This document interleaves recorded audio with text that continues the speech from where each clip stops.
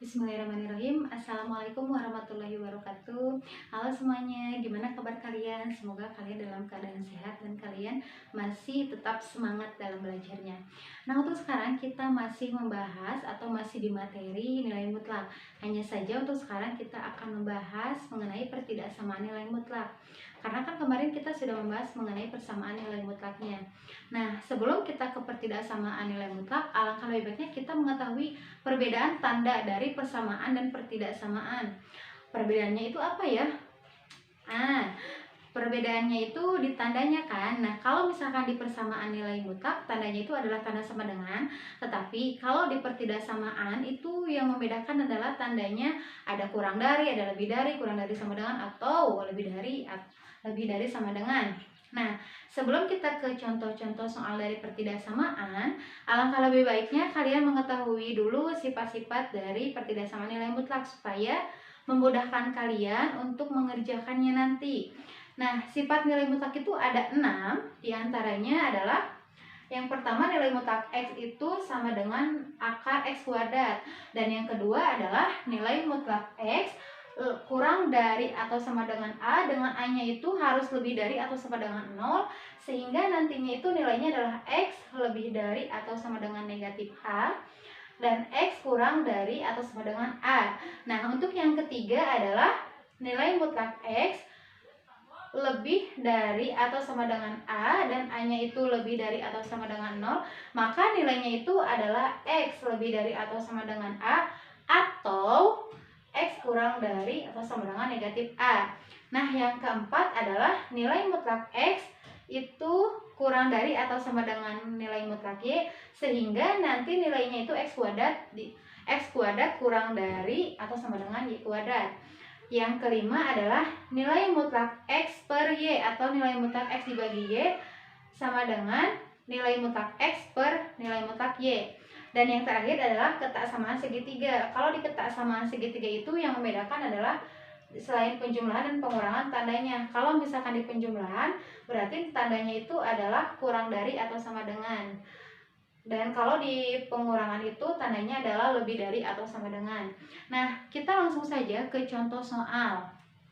Misalkan di sini itu ada sebuah nilai mutlak X dengan nilainya itu adalah kurang dari 3. Nah, ini itu termasuk ke sifat berapa sih? 1, 2, 3, 4, 5, 6. Betul, sifat yang kedua.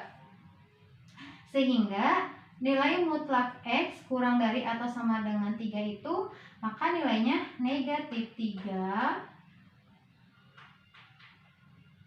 X di sininya pakai tanda kurang dari atau sama dengan di sininya 3. Jadi dibacanya itu adalah X lebih dari atau sama dengan negatif 3 dan X itu kurang dari 3. Jadi ruas kanan dan ruas kirinya tetap di nilai mutlak ada yang positif dan ada yang negatifnya. Sekarang bagaimana kalau yang seperti ini? Nilai mutlak X lebih dari 10, maka nilainya berapa sih? Ini masuk ke sifat berapa?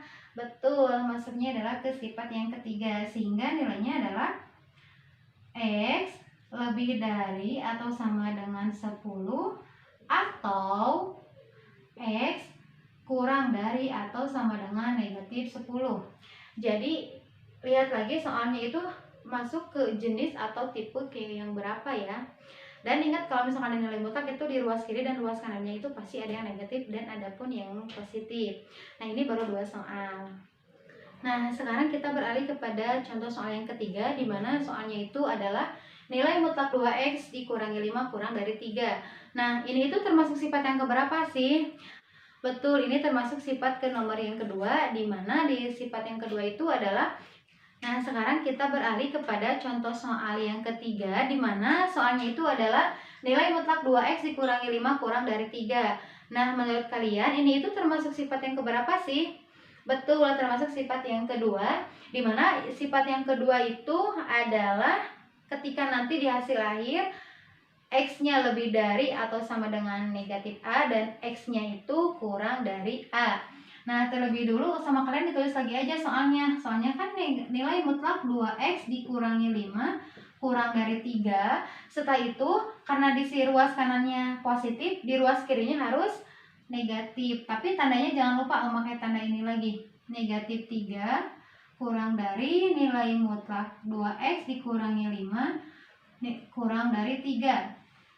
Setelah ini kalian keluarkan yang tidak ada variabelnya. Yang tidak ada variabelnya itu kan hanya negatif 5, dan ketika negatif 5 itu dipindahkan ke ruas kiri dan ruas kanan menjadi positif, sehingga nilainya adalah negatif 3 ditambah 5 kurang dari nilai mutlak 2x kurang dari 3 ditambah 5. Setelah itu jumlahkan. Negatif 3 ditambah 5, betul, nilainya adalah 2 kurang dari nilai mutlak 2x kurang dari 3 ditambah 5 adalah 8. Nah, setelah itu bagilah dengan angka yang sama, bagi dengan yang di tengahnya. Yang di tengah ini, yang di dalam nilai mutlak itu kan 2 ya. Berarti 2 dibagi 2, maka nilainya adalah, betul, nilainya adalah 1 kurang dari nilai mutlak. Di sini 8 dibagi 2 berarti nilainya adalah 4, dan di sini sisanya adalah X. Nah, sehingga himpunan penyelesaiannya itu adalah 1,4. Nah, sekarang kita beralih kepada contoh yang keempat, di mana contoh yang keempat itu adalah nilai mutlak X dibagi 2 ditambah 7 lebih dari atau sama dengan 2. Caranya pun sama dengan soal yang ketiga, jadi di ruas kiri dan ruas kanannya itu harus ada yang negatifnya. Tulis lagi soalnya dulu. Nilai mutlak X dibagi 2 ditambah 7 lebih dari 2. Karena di sini positif 2, berarti di ruas kirinya adalah negatif ya. Negatif 2 lebih dari X dibagi 2 ditambah 7 lebih dari 2. Nah, setelah ini sama kalian yang tidak ada variabelnya itu dikeluarkan. Berarti negatif 2, karena di sini positif 7 menjadi negatif 7 lebih dari atau sama dengan X per 2 dikurangi 7. Nah, negatif 2 dikurangi 7 itu berapa sih? Betul, nilainya adalah negatif 9. X. Nah, negatif 2 dikurangi 7 itu kan negatif 9. Lebih dari atau sama dengan nilai mutlak X dibagi 2 lebih dari atau sama dengan 2 dikurangi 7 adalah nilainya negatif 5. Setelah ini sama kalian dioperasikan, kan kalau misalkan ini mah dibagi. Nah, ini kalian caranya dikali. 2 dikali 9 maka nilainya adalah, betul, negatif 18. Dan 2 dikalikan dengan negatif 5 itu nilainya adalah negatif 10.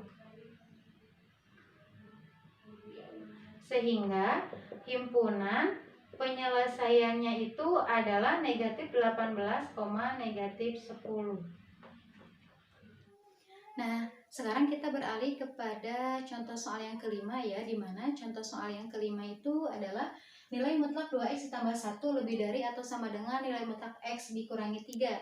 Nah, untuk soal yang ini itu termasuk tipe soal yang keberapa ya? Atau termasuk sifat-sifat yang keberapa? Menurut kalian?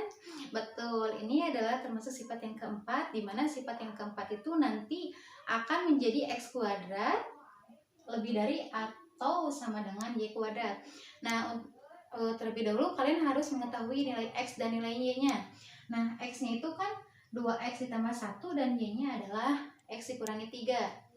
Nantinya seperti ini, 2x ditambah 1 kuadrat dan x dikurangi 3 kuadrat. Setelah itu difaktorkan, 2x ditambah 1 dan 2x ditambah 1, lalu x dikurangi 3 dan x dikurangi 3. Nah, kenapa sih harus ada 2? Ibaratkan seperti ini, ketika 2 pangkat 2 itu sama saja dengan 2 dikali 2. Nah, ini juga sama, ketika 2x tambah 1 kuadrat itu sama saja dengan 2x tambah 1 dan 2x tambah 1. Nah, setelah ini sama kalian dikalikan. 2x dikalikan dengan 2x maka nilainya adalah 4x kuadrat, ditambah 2x dikalikan dengan 1 nilainya 2x, 1 dikalikan dengan 2x nilainya 2x, dan 1 dikalikan 1 nilainya adalah 1. Sekarang yang luas kanannya, x dikalikan dengan x nilainya x kuadrat, x dikalikan dengan negatif 3 negatif 3x, negatif 3 dikali x nilainya negatif 3x, dan 3, negatif 3 dikalikan dengan negatif 3 hasilnya adalah positif 9. Nah setelah itu jumlahkan terlebih dahulu, maka nilainya adalah 4x kuadrat ditambah, karena ini pangkatnya sama berarti 2x ditambah 2x nilainya 4x ditambah 1 x kuadrat, di sini negatif 3 dengan negatif 3 hasilnya negatif 6 x ditambah 9.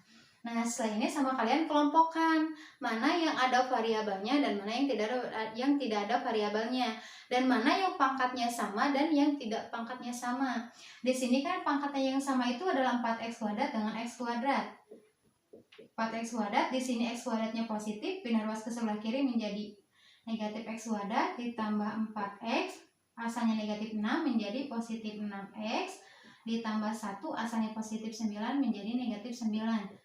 Di ujungnya adalah lebih dari atau sama dengan 0.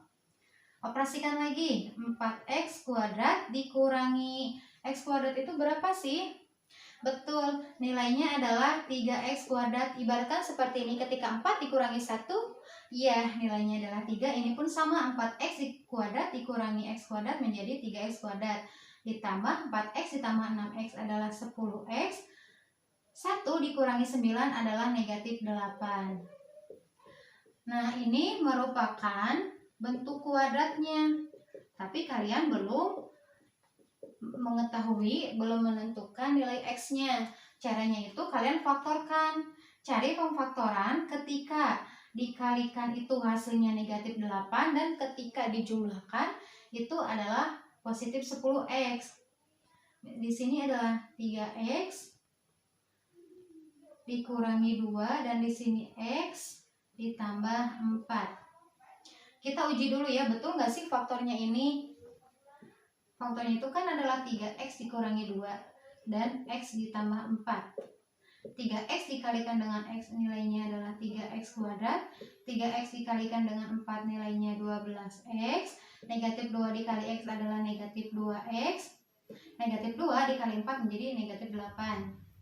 3x kuadrat 12x dikurangi 2x nilainya adalah 10x dikurangi 8. Berarti betul kan ya faktornya adalah ini?